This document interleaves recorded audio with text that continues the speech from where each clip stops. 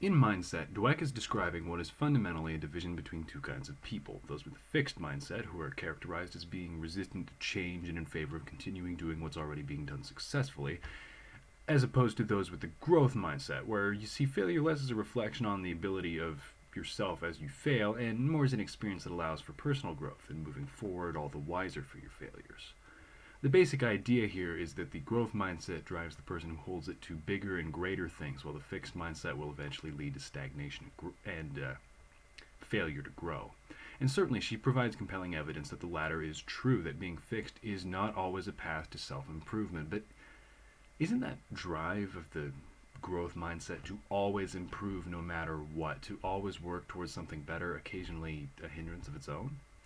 Dweck states that the fixed mindset is a perpetual cry of, validate me, but isn't that constant striving to create something better so that someone will notice you emblematic of the growth mindset as well?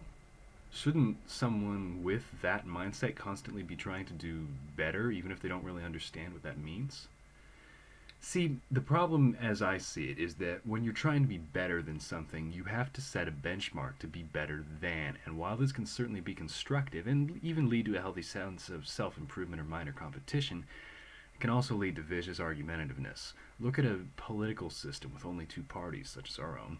It's clear that a system like that, where one side is always trying to prove itself the better, more truthful, more realistic, whatever, as opposed to the other, is only going to lead to stagnation and even, in some cases, hatred. In a similar vein, Dweck points out that the fixed mindset is afraid of exceeding its potential and it avoids things which might stretch it, failing to see them as opportunities for growth and advancement.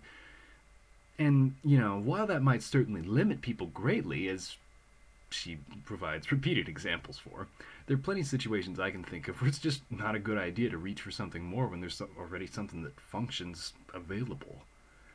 It's a bit of a rather mundane example. I'm sure that anyone watching this can relate.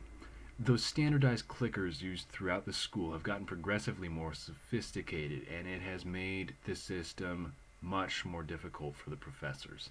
Each model works differently, so frequently 10 minutes of class is spent trying to get everything to sync with the professor's system properly.